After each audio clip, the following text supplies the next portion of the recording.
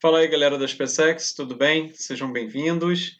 A partir de hoje a gente vai começar uma nova fase aqui nas nossas videoaulas, uma vez que a gente deixou para trás aí os grandes temas da geografia, os grandes eixos temáticos da geografia, que foram aí população, indústria, urbanização e geografia agrária. E a partir de agora a gente vai olhar para uma visão mais de mundo, uma visão mais geral.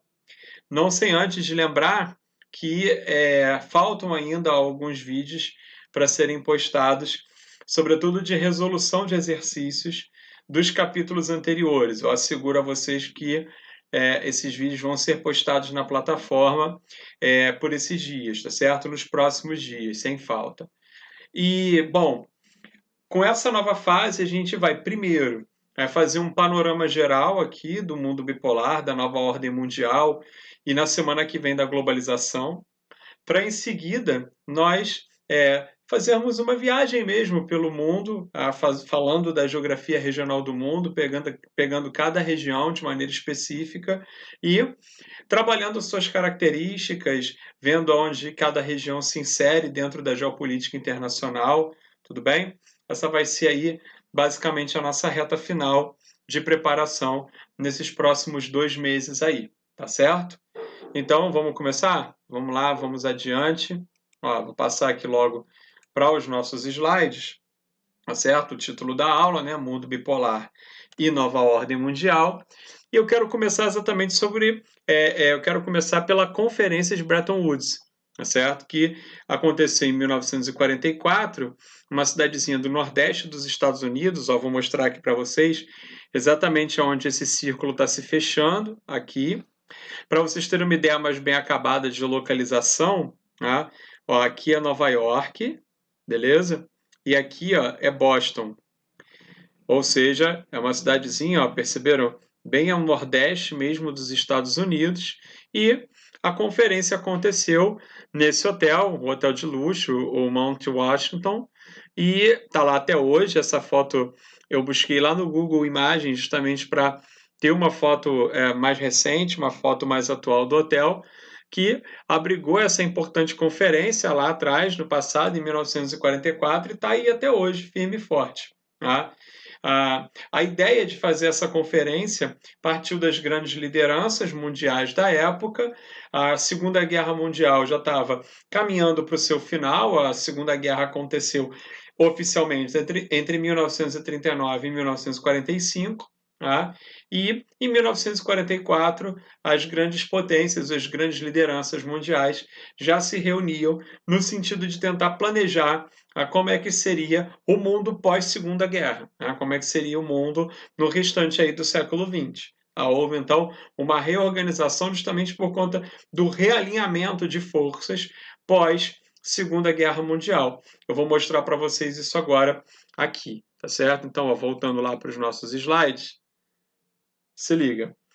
A conferência, então, vai acontecer em 44 e a primeira, as primeiras resoluções que eu queria mostrar para vocês, exatamente aqui, ó, a criação da Organização das Nações Unidas, a ONU, né, como vocês sabem, existe até hoje. Ela foi criada em substituição de um órgão que já existia, que era chamada Liga das Nações.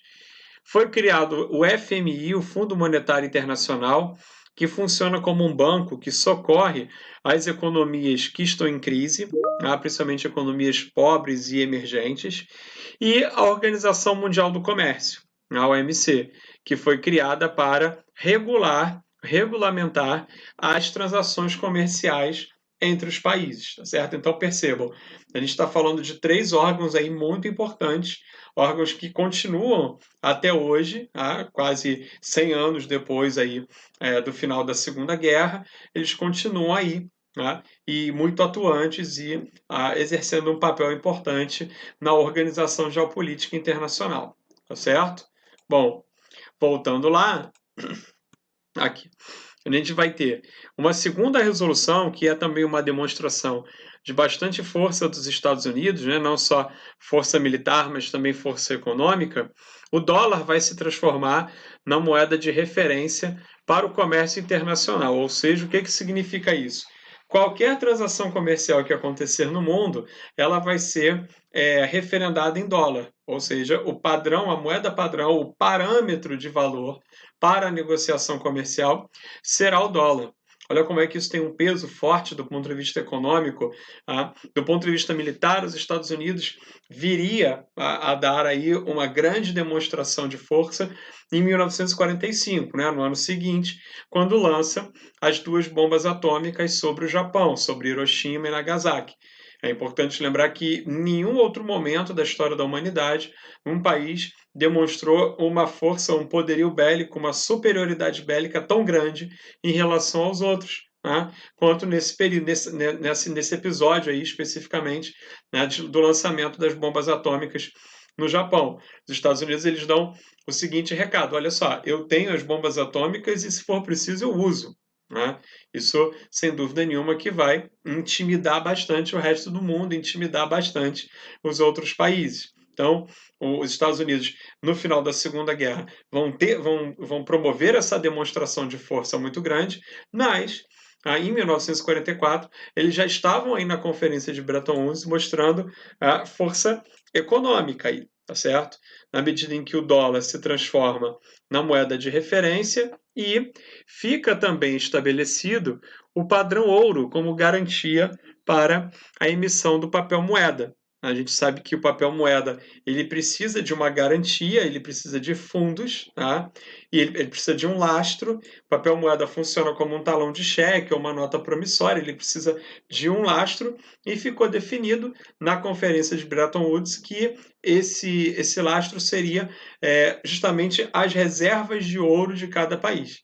Mais uma vez, os Estados Unidos mostrando aí a sua força, né? Na medida em que tinha lastro suficiente, havia reservas comprovadas de ouro suficiente em Fort Knox, né? Nas suas reservas principais, nas suas reservas do país, certo? E esse ouro serviria para lastrear a emissão de dólar, não só dentro dos Estados Unidos, obviamente, mas para o resto do mundo. Então, ó, voltando lá para o slide, essas 3 resoluções aqui da conferência vão, na verdade, referendar uma nova era, um novo período em que os Estados Unidos finalmente vão emergir como a principal potência do mundo, tá certo? Não era até então, isso é bem importante de lembrar, até a Segunda Guerra Mundial, eram vistas como principais potências do mundo a Inglaterra e a França, principalmente por conta das heranças do colonialismo e do neocolonialismo, ok? Mas a partir da Segunda Guerra Mundial, essa ordem vai mudar. E é isso que a gente vai tentar mostrar aqui agora, certo? Vamos dar uma olhada lá? Olha só. A ordem bipolar pós-Segunda Guerra, e aí eu coloquei no parêntese para vocês aí o intervalo das datas, né? 1945, fim da Segunda Guerra Mundial, 1991, fragmentação da União Soviética, que é algo que a gente também vai falar daqui a pouco. Então, olha só. Estados Unidos e União Soviética emergem como novas superpotências militares, tá? Principalmente militares no primeiro momento.